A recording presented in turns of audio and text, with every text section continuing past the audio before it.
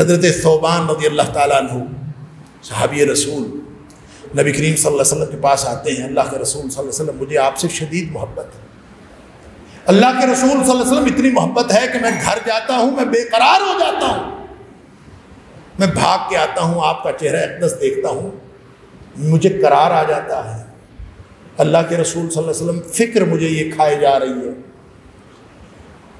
کہ یہاں تو میں آ کے بھاگ کے آ کے آپ کا چہرہ اقدس دیکھ لیتا ہوں، دیدار کرتا ہوں، مجھے قرار آ جاتا ہے، جنت میں نے پتہ نہیں جانا ہے کہ نہیں جانا، اگر میں گیا بھی جنت میں تو میں کسی نیچے والی جنت میں ہوں گا، آپ مقام محمود پہ ہوں گے، اور آپ نے خود فرمایا ہے جو دیگر روایات میں ہے کہ آپ نے خود فرمایا ہے کہ ایک ایک درجے کا اگر فرق پڑ گیا تو وہ اتنا ہے جیسے 100 سال کی مسافت کا فرق پڑ گیا جنت کے اندر، تو آپ کے درجات تو بہت بلند ہیں، وہاں مجھے ضرورت پڑے گی، میں بے قرار ہوں گا تو میں کیا کروں گا؟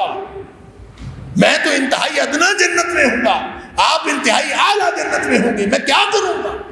تمہارے سارے خاندان، قبیلے اور وہ مال جو تم نے کمائے ہیں اور وہ کاروبار جن کے مندے پڑ جانے کا تمہیں خطرہ رہتا ہے، اور تمہارے وہ جنت نظیر گھر جو تمہیں بہت پسند ہے، یہ ساری چیزیں یا ان میں سے کوئی ایک چیز احب الیکم من اللہ ورسولہ وجہاد فی سبیلہ، اگر یہ ساری چیزیں یا ان میں سے کوئی ایک چیز تمہیں اللہ اور اس کے رسول صلی اللہ علیہ وآلہ وسلم سے زیادہ پیاری ہے، اور ان کے رستے میں مر مٹنے کا جو راستہ ہے اور مر مٹنے کا جو طریقہ ہے جہاد اس سے زیادہ پیاری ہے، فَتَرَبَّصُوا حَتَّى يَأْتِيَ اللَّهُ بِأَمْرِهِ، پھر انتظار کرو کہ اللہ کا عذاب کب آتا ہے،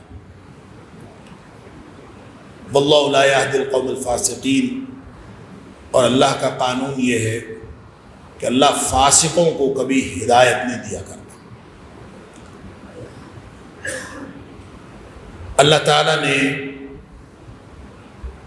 نبی اکرم صلی اللہ علیہ وآلہ وسلم کو اس دنیا میں اس لیے بھیجا کہ جتنی عقیدتوں یا محبتوں یا چاہتوں کا انسان کا کوئی داعیہ ہو سکتا ہے، انسان فطری طور پر جن چیزوں کے ساتھ الفت اور کشش اور محبت رکھتا ہے ان کا انسانیت کو ایک مرکز میسر آ جائے، لہذا یہ جو حب ہے، یہ جو محبت ہے،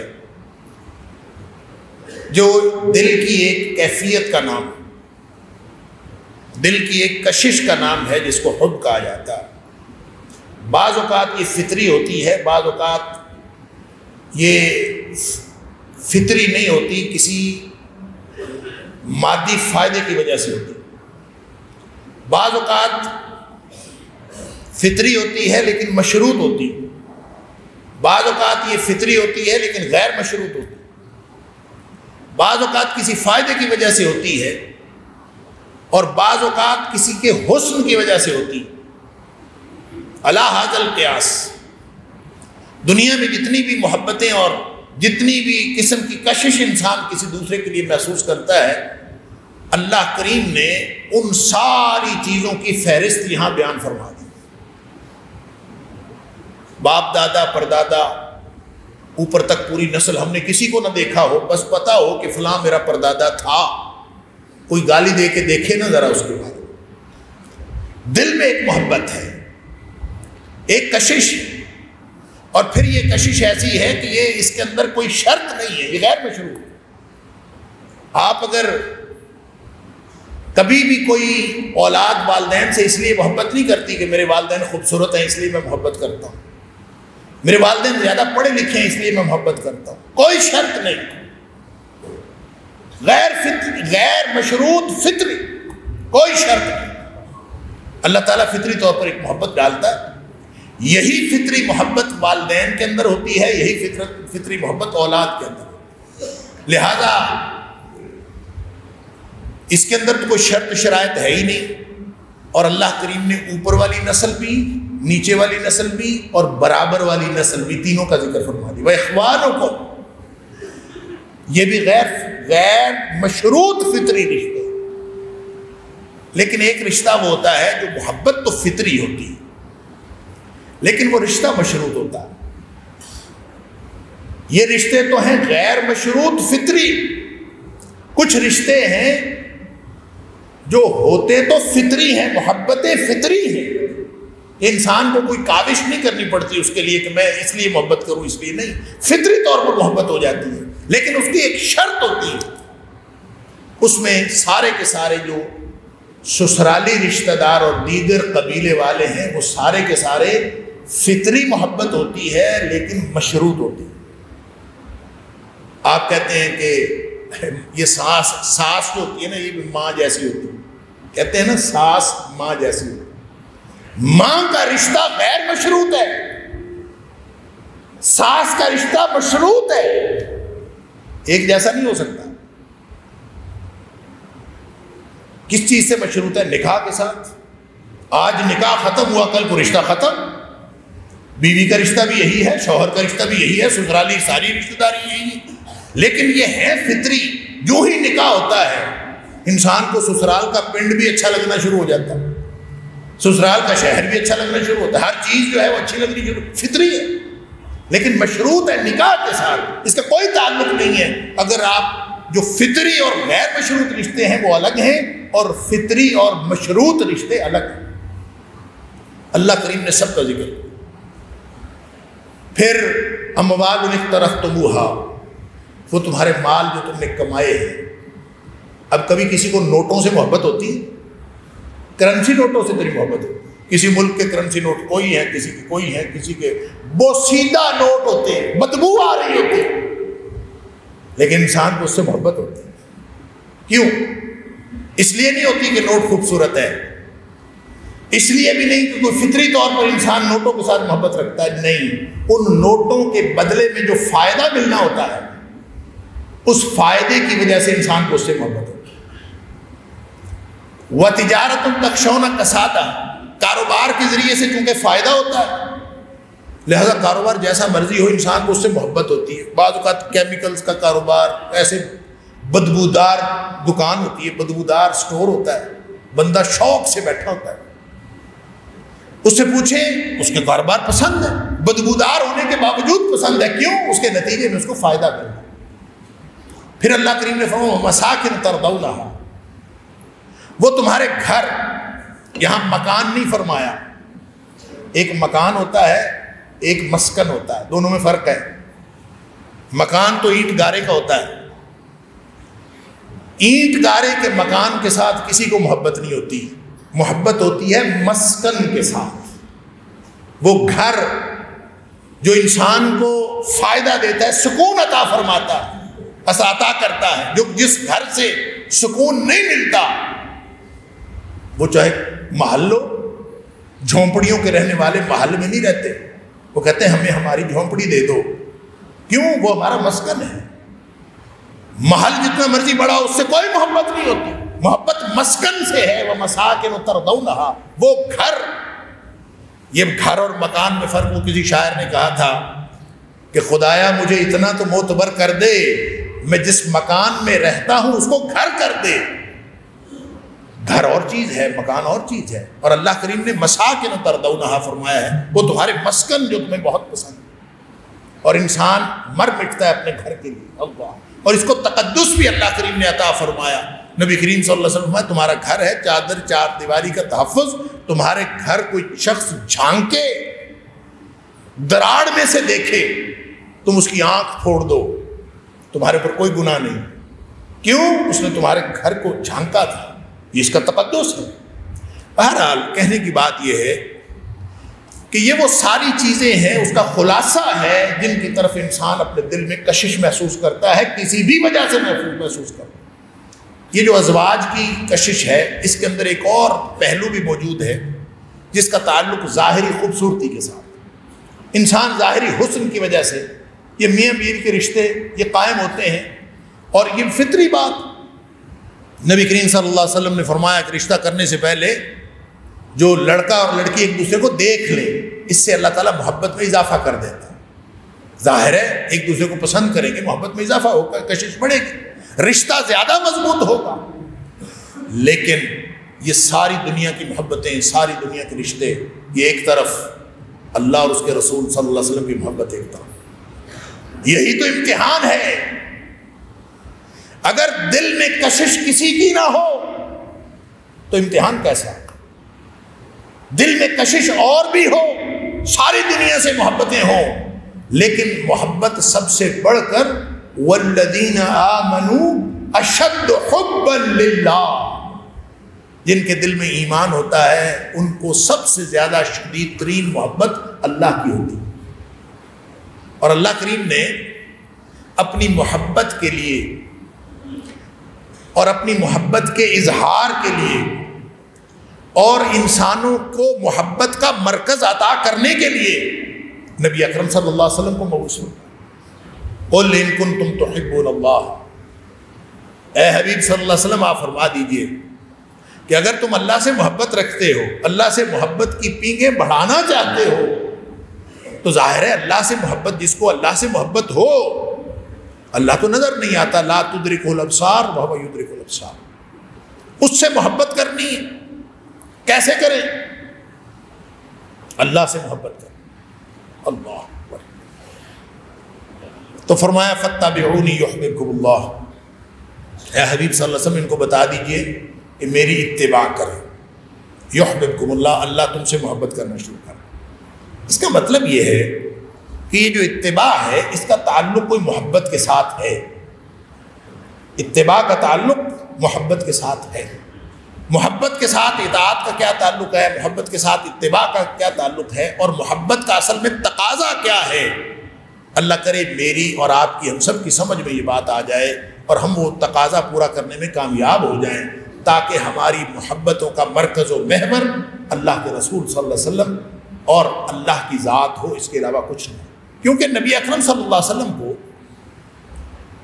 اور آپ کی محبت کو اللہ تعالیٰ نے ہمارے ایمان کا حصہ قرار نہیں دیا۔ یہ ایمان کا حصہ نہیں ہے، یہ عین ایمان ہے۔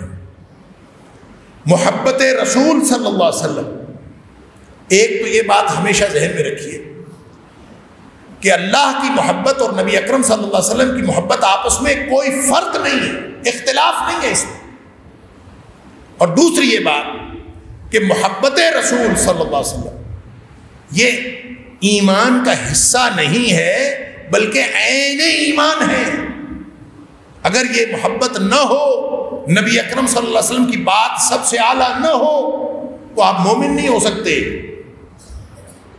لا یؤمن احدکم حتی اکون احب الیہ من والدہ وولدہ والناس اجمعین، دنیا کائنات کے سارے رشتوں سے زیادہ میری محبت نہیں ہوگی، تم مومن نہیں بن سکتے۔ بلکہ فرمایا حتی تکون ہواہ تبعا لما جئت بہ، لا یؤمن احدکم حتی تکون ہواہ تبعا لما جئت بہ۔ تم مومن نہیں بن سکتے اس وقت تک جب تک تمہاری خواہش بھی، خواہش نفس بھی اس کے ماتحت نہ ہو جائے جو میں لے کے آیا ہوں۔ نبی کریم صلی اللہ علیہ وسلم کی بات کے مقابلے میں ہر چیز ہیچ نہ ہو جائے، اس وقت تک ایمان ہی نہیں۔ اور پھر ایمان کا محبت کے ساتھ کیا تعلق ہے، اس کے بارے میں بھی دو احادیث سن لیجئے، پھر ہم آپ بات کو آگے لے کے چلتے ہیں اللہ کی توفیق سے۔ نبی اکرم صلی اللہ علیہ وسلم نے فرمایا، بخاری شریف کی حدیث ہے، لا تدخلون الجنہ حتی تؤمنوا، تم کبھی جنت میں داخل نہیں ہو سکتے جب تک تم مومن نہ بنو، جب تک تمہارے دل میں ایمان نہ آئے اس وقت تک تم جنت میں نہیں جا سکتے۔ وَلَا تُؤْمِنُوا حَتَّى تَحَابُّوا، اور اس وقت تک تم مومن نہیں بن سکتے جب تک تمہاری آپس میں محبت نہ ہو جائے۔ اس کا مطلب ہے محبت کا تعلق ایمان کے ساتھ، اور آپس میں محبت نہیں ہوگی ایمان نہیں آئے گا، اور ایمان نہیں آئے گا تو جنت نہیں ملے گی۔ پھر خود ہی نبی کریم صلی اللہ علیہ وسلم نے فرمایا، اولا ادلکم علی شیء اذا فعلتموہ تحاببتم، کیا میں تمہیں ایک ایسا نسخہ نہ بتا دوں ایک چھوٹا سا عمل بتا دیتا ہوں، جو تم کرو گے تو تمہاری آپس میں محبت ہو جائے گی. گویا آپس میں محبت ہوگی تو ایمان آئے گا، ایمان آئے گا تو جنت ملے گی. گویا نبی اکرم صلی اللہ علیہ وسلم جنت میں جانے کا نسخہ بتانے لگے. اور نسخہ پتہ کیا بتایا؟ فرمایا افشوا السلام بینکم، آپس میں زیادہ زیادہ السلام علیکم کہا کر. ظاہر ہے یہ السلام علیکم یہ سلامتی کی دعا ہے، یہ محبت کا اظہار ہے. جس کے ساتھ انسان کو محبت ہوتی ہے انسان اس کی خیر خواہی ضرور کرتا ہے، یہ ممکن نہیں ہے اس کی خیر خواہی. لہذا سلامتی کی دعا خیر خواہی کا ایک نشان ہے، ایک علامت ہے. اسی لیے نبی کریم صلی اللہ علیہ وسلم نے فرمایا کہ اگر کوئی شخص السلام علیکم کہے تو یہ تو سنت ہے، اور جو جواب دینا ہے وہ لازم ہے، وہ فرض ہے. اگر کسی نے جواب نہیں دیا تو وہ گناہگار ہوا ہے کہ اس نے اسلام کا جواب نہیں دیا. کیوں؟ اس نے سلامتی کی دعا کی تھی، خیر خواہی کی تھی. تو محبتیں خیر خواہی کرنے سے بڑھتی ہیں. اسی لیے فرمایا تہادو تحابو، آپس میں ایک دوسرے کو ہدیے دیا کرو. السلام علیکم کہنا بھی ہدیہ تو ہے. آپ نے تو فرمایا تھا اچھی بات کہنا بھی صدقہ ہے، حتیٰ کہ اپنے بھائی سے مسکرا کے ملنا بھی صدقہ ہے. یہ ساری چیزیں محبت بڑھانے والی. محبت بڑھے گی تو کیا ہوگا؟ ایمان آئے گا. ایمان بڑھے گا تو کیا ہوگا؟ جنت ملے گی. اس کا مطلب ہے محبت کا تعلق ایمان کے ساتھ. دوسری بات جو نبی کریم صلی اللہ علیہ وسلم نے فرمایا کہ ثلاث من کن فیہ وجد حلاوۃ الایمان. 3 باتیں کسی شخص کو اگر مل گئی تو اس کو گویا ایمان کی چاشنی نصیب ہو گئی، اس کو ایمان کی لذت نصیب ہو گئی. ثلاث من کن فیہ، جس میں 3 باتیں موجود ہوں گی اس کو ایمان کی لذت اور چاشنی، ایمان کا ذائقہ اسی کو پتہ چلے گا جس میں 3 باتیں. اس وہ 3 باتیں کیا ہیں؟ فرمایا سب سے تینوں باتوں کا تعلق محبت اور نفرت کے ساتھ، اسی دل کی کشش کے ساتھ، خواہش نفس کے ساتھ، اور دل کی جو انسان دل کے اندر جو لگاؤ اور لانگنگ محسوس کرتا ہے اسی کے ساتھ. فرمایا سب سے پہلی بات یہ ہے ان یکون اللہ ورسولہ احب الیہ مما سواہ. سب سے پہلی بات یہ ہے ایمان کا ذائقہ جس نے چکھنا ہے اس کی پہلی نشانی یہ ہے یا پہلی شرط یہ ہے کہ اللہ اور اس کے رسول صلی اللہ علیہ وسلم کی محبت وہ ساری کائنات کی محبت سے زیادہ ہوگی. ان یکون اللہ ورسولہ احب الیہ مما سواہ. کائنات ساری ادھر کی ادھر رہ جائے، اللہ اور اس کے رسول صلی اللہ علیہ وسلم کی محبت الگ. اللہ اما عائشہ صدیقہ رضی اللہ تعالیٰ عنہ فرماتی ہیں کہ اچھے بھلے نبی کریم صلی اللہ علیہ وسلم ہمارے درمیان تشریف فرما ہوتے تھے، باتیں کر رہے ہوتے تھے، خوش گپیاں چل رہی ہوتی تھیں، ادھر سے اذان ہوتی تھی یا نماز کا وقت ہوتا تھا تو نبی کریم صلی اللہ علیہ وسلم یوں اٹھ کے چلے جاتے تھے جیسے ہمارے واقف ہی نہیں ہیں. ان یکون اللہ ورسولہ احب الیہ مما سواہما. اگر اللہ اور اس کے رسول صلی اللہ علیہ وسلم کی محبت باقی ساری کائنات سے زیادہ نہیں ہوگی تو پھر تو اس کا مطلب ایمان ہوگا ہی نہیں، ایمان کا ذائقہ کبھی نصیب نہیں ہوگا. دوسری بات فرمائی جس میں ہمیں بھی اکوموڈیٹ کر لیا، ہماری فطرتوں کو اکوموڈیٹ کیا، ہماری چاہتوں کو اکوموڈیٹ کیا، ہماری ضرورتوں کو اکوموڈیٹ کیا، ہماری معاشیات، ہماری معیشت، ہمارا معاشرہ، ہماری معاشرت اور انسان کی جو معاشرت پسند فطرت ہے اس کو اکوموڈیٹ کیا. یہ کیسے ہو سکتا ہے کہ اللہ کا دین ہو اور انسان کی فطرت کو اگنور کر دے؟ یہ کیسے ممکن؟ لہذا فرمایا محبت کرو. دوسری نشانی یہ ہے کہ ان یحب المرء، آدمی محبت کرے جس سے کرنی ہے کرے، دنیا میں رہنا ہے. آخر ماں باپ ہیں، بہن بھائی ہیں، بیوی بچے ہیں، اہل محلہ ہیں، بڑے ہیں، چھوٹے ہیں، سب کے ساتھ تعلق تو رکھنا ہے. فرمایا جس سے تعلق رکھنا رکھو. ان یحب المرء، ایمان کا ذائقہ اگر چکھنا ہے، اگر ایمان کی لذت حاصل کرنی ہے تو پھر یہ دنیا کے سارے تعلقات اور محبتوں کی بنیاد تبدیل کرو. ان یحب المرء لا یحبہ الا للہ. محبت کرو جس سے کرنی ہے، تعلق رکھو جس سے رکھنا، لیکن اللہ کے لیے رکھو۔ لہذا افضل الاعمال الحب فی اللہ والبغض فی اللہ، سب سے بہترین عمل دنیا کائنات کا چوٹی کا عمل یہ ہے کہ محبت ہو تو اللہ کے لیے اور نفرت ہو تو وہ بھی اللہ کے لیے۔ یہ انسان کی محبت کی ڈائمنشن، انسان کی محبت کی اور دل کی کشش کی یہ جہت ہوگی تو ایمان کا ذائقہ نصیب ہوگا۔ اور تیسری بات جو فرمائی اس کا تعلق بھی محبت ہے اور اسی کشش کے ساتھ، چاہتوں کے ساتھ۔ فرمایا تیسری بات اس کے اندر یہ نشانی ہو کہ وہ کفر میں چلے جانے کو اسی طرح ناپسند کرے، ان یکرہ ان یعود الی الکفر، کفر کی طرف لوٹ جانے کو اس طرح ناپسند کرے، اتنی نفرت کرے اس سے، کما یکرہ ان یقذف فی النار، جس طرح آگ میں پھینکے جانے سے نفرت ہے، جس طرح ناپسند کرتا ہے کہ مجھے آگ میں پھینک دیا جائے، اتنا زیادہ اس کو نفرت ہو کفر سے اور عالم کفر سے، اور کفر میں واپس چلے جانے سے اگر یہ نفرت، گویا محبتوں اور دل کی عقیدتوں چاہتوں کا ایک باقاعدہ رخ ہونا چاہیے، ایک جہت ہونی چاہیے، اور وہ جہت کیا ہے؟ اللہ اور اس کے رسول صلی اللہ علیہ وسلم۔ اب آگے آ جائیے کہ اگر یہ محبت ہو تو ایک اور جو پہلو میں نے عرض کیا تھا کہ وہ محبت کا اس کا تعلق خوبصورتی کے ساتھ ہے، اور ایک محبت یعنی آدمی کسی چیز کو خوبصورت دیکھتا ہے دل میں کشش محسوس کرتا ہے۔ ہم بھی کسی خوبصورت چیز کو دیکھ کر دل میں کشش محسوس کرتے ہیں، ہر شخص کرتا ہے، فطرت۔ اللہ اکبر۔ اور اگر کسی کو خوبصورتی کی وجہ سے کسی سے محبت ہو سکتی ہے تو دنیا میں نبی اکرم صلی اللہ علیہ وسلم سے زیادہ خوبصورت اور کوئی نہیں۔ جابر رضی اللہ تعالیٰ فرماتے ہیں کہ میں کبھی 14ویں کے چاند کو دیکھتا تھا، کبھی نبی اکرم صلی اللہ علیہ وسلم کی چہرہ اقدس کو دیکھتا تھا۔ اللہ اکبر۔ بہرحال اس کی تفصیلات ہیں نبی اکرم صلی اللہ علیہ وسلم کی چہرہ اقدس کی۔ اور ایک بات جو میں خاص طور پر یہاں عرض کرنا چاہتا ہوں اپنی بات کو مکمل کرنے سے پہلے، کہ نبی اکرم صلی اللہ علیہ وسلم کا جو چہرہ اقدس ہے اس کی حضرت ابو ہریرہ رضی اللہ عنہ کی روایت میں، جو دارمی میں بھی ہے اور مختلف روایتوں میں، اس میں ایک خاص بات ہے،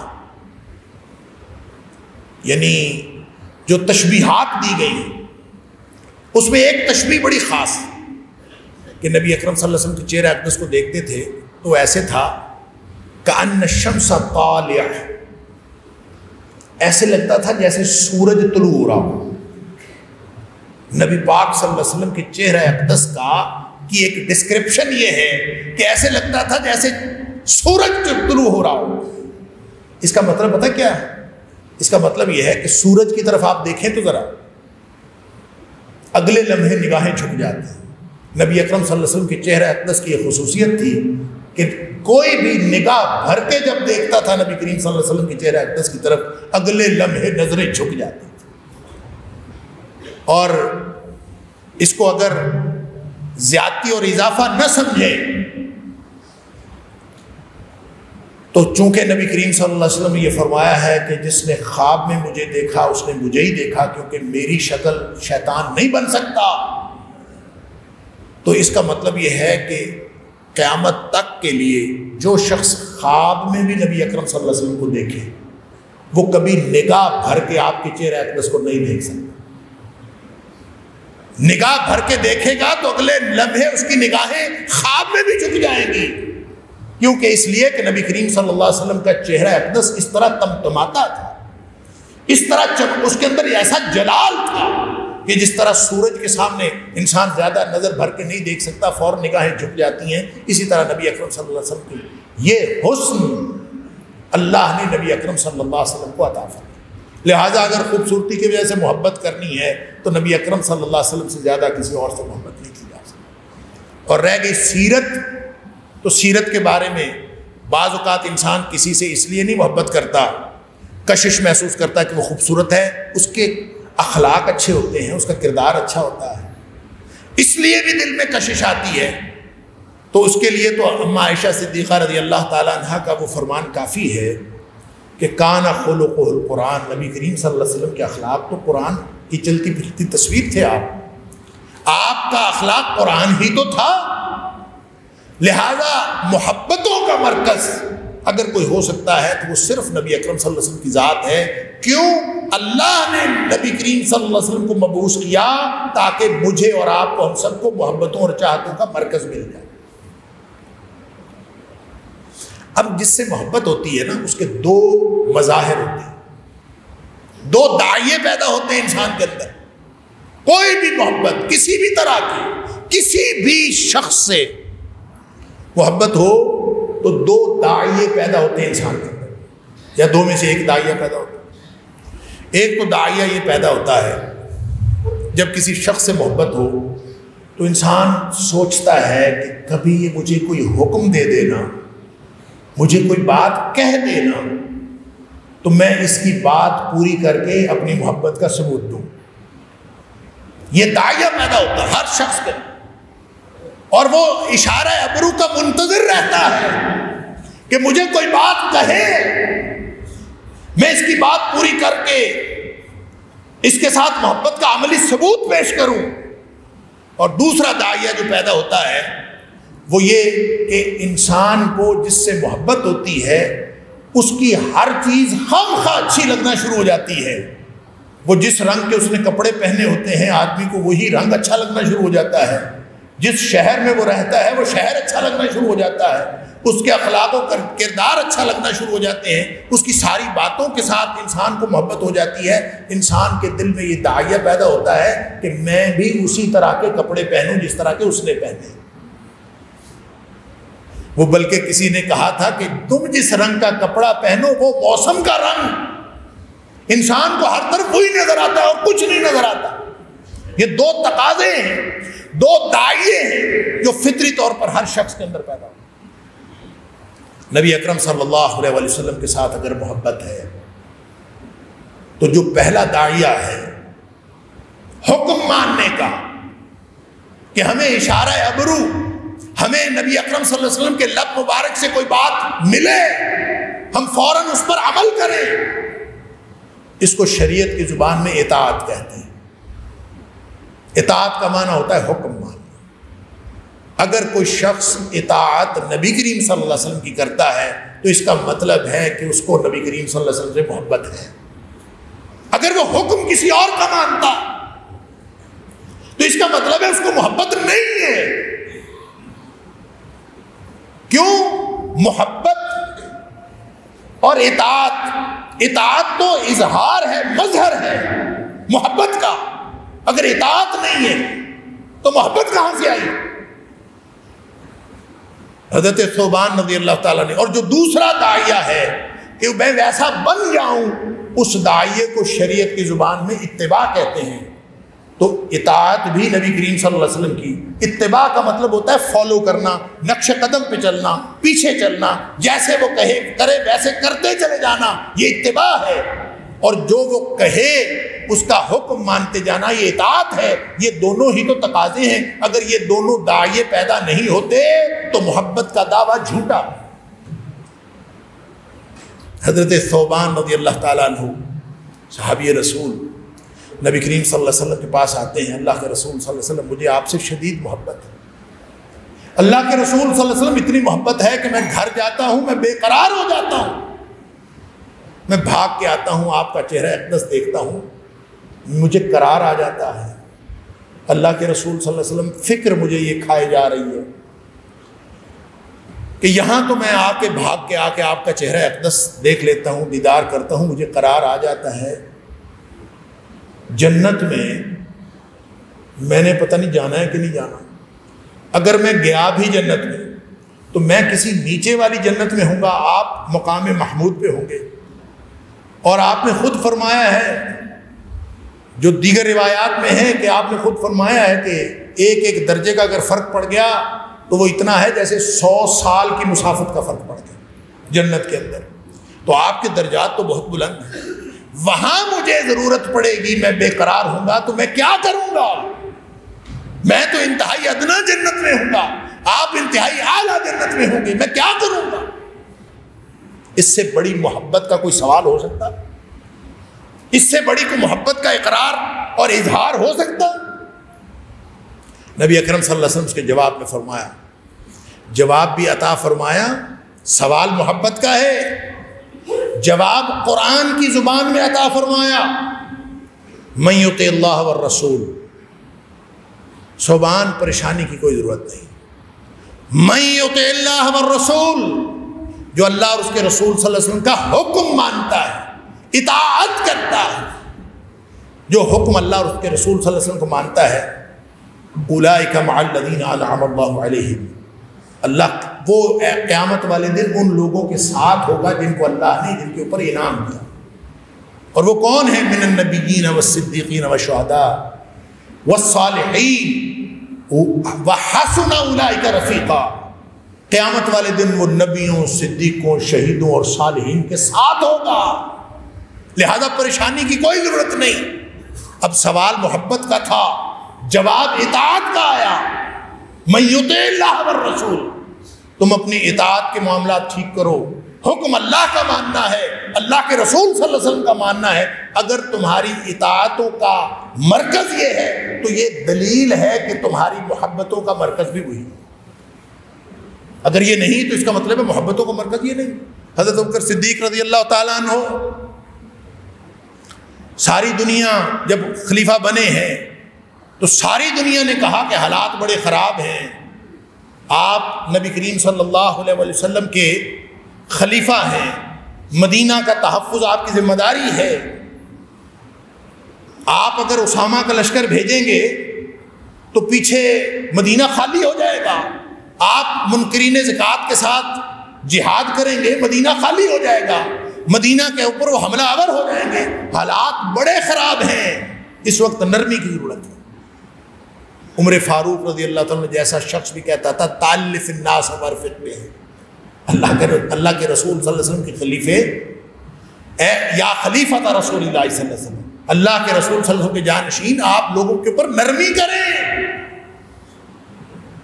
آپ نے اس کو بھی ڈانٹ دیا، عمر تو کیسا آدمی ہے، اجبار فی الجاہلیہ وخوار فی الاسلام، تو کیسا آدمی ہے، تو جاہلیت میں تو بڑا سخت ہوتا تھا، اسلام میں آ کے تمہیں کیا ہو گیا ہے؟ اللہ، لو منعونی اقالا كانوا يؤدونه على عهد رسول اللہ صلی اللہ علیہ وسلم، اگر یہ زکوٰۃ دینے والے نبی کریم صلی اللہ علیہ وسلم کے دور میں ایک اونٹ باندھنے کی رسی یا بکری کا بچہ بھی زکوٰۃ دیتے تھے، آج نہیں دیں گے تو لقاتلتم علی منعہ، میں لڑائی کروں گا۔ ادھر بھی لڑائی، لشکر اسامہ بھیج رہا ہے، ادھر بھی لڑائی، حالات اتنے خراب، لوگوں نے آ کے کہا مدینہ خالی ہو جائے گا، فرمایا مدینہ اتنا خالی ہو جائے کہ میرے پاؤں میں آ کے جنگل کے درندے پڑ جائیں تو بھی میں اس لشکر کو نہیں روک سکتا جس کے بھیجنے کا حکم نبی کریم صلی اللہ علیہ وسلم نے۔ اب لوگوں کو یہ خیال ہوا کہ ہم کوئی ویک پوائنٹ پکڑے، کمزوری ہوتی ہے نا ہر بندے کی، تو ہم کمزوری پکڑے، تو صدیق اکبر کی، صدیق کی کمزوری نبی اکرم صلی اللہ علیہ وسلم کا خاندان اور آپ کی ذات کے علاوہ اور کیا ہو سکتا ہے؟ لہٰذا انہوں نے آ کے کہا، صاحب مل کے آ کے انہوں نے کہا جی آپ کا مسئلہ نہیں ہے، مسئلہ ازواج مطہرات کا ہے، ازواج مطہرات خاندان نبوت وہ غیر محفوظ ہو جائے گا، لہٰذا آپ لشکر نہ بھیجیں۔ تو صدیق اکبر رضی اللہ تعالیٰ عنہ نے جو بات فرمائی، ابن سعد نے طبقات کے اندر وہ الفاظ ویسے کے ویسے نقل کیے ہیں اور دیگر مورخین نے اور سیرت نگاروں نے بھی نقل کیے ہیں، آپ اگر وہ الفاظ پڑھیں انسان حیران ہو جاتا ہے۔ کیوں؟ صدیق جانتا ہے کہ محبت کا تقاضا کیا ہے، صدیق سے بڑھ کر وہ دانائے راز نبوت ہے، وہ جانتا ہے محبت کا تقاضا کیا ہے، لہذا محبت کا تقاضا ہاں ازواج مطہرات خاندان نبوت، اس کو بچانا یہ میرا اولین فریضہ نہیں، حکم ماننا اولین فریضہ ہے۔ لہذا فرمایا والذی نفسی بیدہ، اس ذات کی قسم جس کے ہاتھ میں میری جان ہے، اللہ اکبر، حضرت ابوبکر صدیق رضی اللہ تعالیٰ عنہ، لو جرت الکلاب بأرجل ازواج النبی صلی اللہ علیہ وسلم ما رددت جیشا وجہہ رسول اللہ صلی اللہ علیہ وسلم. اگر جنگل کے درندے اور کتے آ کے ازواج مطہرات کی ٹانگوں کو پڑ جائیں پھر بھی میں اس لشکر کو نہیں روک سکتا جس کو بھیجنے کا حکم نبی کریم صلی اللہ علیہ وسلم نے دیا. محبت دلیل مانگتی ہے، دعویٰ دلیل مانگتا ہے، اور دلیل اطاعت اور اتباع ہے. اتباع اور اطاعت کا مرکز و محور اللہ نے نبی اکرم صلی اللہ علیہ وسلم کو بنایا ہے. لہٰذا جو نبی کریم صلی اللہ علیہ وسلم کے حکم کو، آپ کی ذات کو، آپ کی سیرت کو، آپ کی سنت کو اطاعت اور اتباع کے ذریعے جو اپنا دلیل پیش کرے گا وہی قیامت والے دن اللہ کے رسول صلی اللہ علیہ وسلم کے ساتھ ہوگا. اس کے علاوہ تو کوئی دلیل ہے ہی نہیں. ہر امتی جنتی ہے. آپ نے فرمایا کل امتی یدخلون الجنہ. امتی ہونا کوئی چھوٹا اعزاز ہے؟ امتی ہونا اتنا بڑا اعزاز ہے کہ اگر تم امتی ہو نا تو تم جنتی ہو. کل امتی یدخلون الجنہ، ہر امتی جنتی ہے. لیکن ہے کون امتی؟ الا من ابا، سوائے اس کے کہ جو خود انکار کر دے. اللہ کے رسول صلی اللہ علیہ وسلم کون انکار کرتا ہے امتی ہونے سے یہ جنت میں جانا؟ من اطاعنی فدخل الجنہ، جس نے میرا حکم مانا. اس کا مطلب ہے اس کا دعویٰ ٹھیک ہے، اس کا امتی ہونے کا دعویٰ ٹھیک ہے، کامیاب ہو گیا. داخل الجنہ. ومن عصانی، اور جس نے میری نافرمانی کی، فقد ابا، وہ تو ایسے ہی ہے جیسے اس نے میرا امتی ہونے سے انکار کر دیا. آخری حدیث سن لیجئے، وقت ہو گیا. حضرت معاذ بن جبل رضی اللہ تعالیٰ، اللہ اکبر، خود فرماتے ہیں کہ جب مجھے نبی کریم صلی اللہ علیہ وسلم نے یمن بھیجا نا، یہ جو حضرت معاذ بن جبل رضی اللہ تعالیٰ نے، یہ بھی ایک عجیب داستان ہے، کیس سٹڈی ہے. حضرت معاذ کی رضی اللہ تعالیٰ عنہ کی زندگی پر بڑی تحقیقات ہونی چاہیے. کیوں؟ صرف 18 سال کی عمر میں اسلام لائے، 33 سال کی عمر میں فوت ہو گئے. اللہ اکبر. صرف 15 سال ان کی زندگی ہے، اسلام کی زندگی، اور اتنا دین کا سرمایہ اور ذخیرہ ہے، اور اتنے کام ہیں جو حضرت معاذ رضی اللہ تعالیٰ نے کیے ہیں. اللہ اکبر. یہ کوئی خاص معاملہ ہے اور خاص ہستی ہیں. سارے صحابہ خاص ہیں، لیکن اللہ نے جو ہر ایک کو اپنا اپنا مقام و مرتبہ دیا ہے. بہرحال جب نبی کریم صلی اللہ علیہ وسلم نے ان کو یمن بھیجا حکمران بنا کر، جا رہے تھے، خود فرماتے ہیں کہ جب جا رہے تھے نبی کریم صلی اللہ علیہ وسلم کے ساتھ ساتھ باہر نکلے ان کو نصیحتیں کرنے کی. اور حالات یہ تھے، سچویشن یہ تھی، خود حضرت معاذ فرماتے ہیں کہ میں گھوڑے پہ سوار تھا، نبی کریم صلی اللہ علیہ وسلم ساتھ ساتھ پیدل چل رہے تھے. اللہ اکبر. اور ساری جب گفتگو مکمل ہو گئی، فلما فرغا، جب بات مکمل ہو گئی تو نبی کریم صلی اللہ علیہ وسلم فرمایا یا معاذ، معاذ سنو، ہو سکتا ہے کہ لعلک لا تلقانی بعد عامی ھذا وَلَعَلَّكَ أَن تَمُرَّ قَبْرِي وَمَسْجِدِي هَذَا.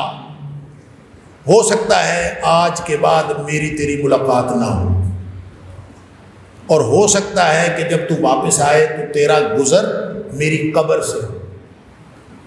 اللہ. آپ یہ بتائیں، ایک بندہ پہلے ہی سفر پہ جا رہا ہو، سفر پہ جاتے ہوئے دل ویسے ہی نرم ہوا ہوتا، اور پھر نبی کریم صلی اللہ علیہ وسلم کے ساتھ تعلق، اور پھر جاتے ہوئے یہ سوچنا، آدمی اب پتہ نہیں کیا سوچیں آ رہی ہوتی ہیں. اوپر سے نبی کریم صلی اللہ علیہ وسلم نے خبر ایسی سنا دی کہ ہو سکتا ہے کہ میری تیری آخری ملاقات ہو، اس کے بعد میری تیری ملاقات ہی نہیں، اور تو واپس آئے تو تیرا گزر میری قبر سے ہو. اللہ اکبر. حدیث کے الفاظ ہیں فَبَكَى مَعَاذ خَشَعًا لِفِرَاقِ رسول اللہ صلی اللہ علیہ وسلم، یا فرمایا، یا حدیث کے الفاظ ہیں جَشَعًا لِفِرَاقِ رسول اللہ صلی اللہ علیہ وسلم. دونوں طرح کے الفاظ، معنی ایک ہے. نبی کریم صلی اللہ علیہ وسلم کے جدائی کا تصور کر کے معاذ رضی اللہ تعالیٰ کی چیخیں نکل گئی. اللہ کے رسول صلی اللہ علیہ وسلم، بس آخری ملاقات، اس کے بعد جدائی. اب ظاہر ہے سفر پہ بھی جا رہا ہے، اور صحابی کی محبت نبی کریم صلی اللہ علیہ وسلم کے ساتھ.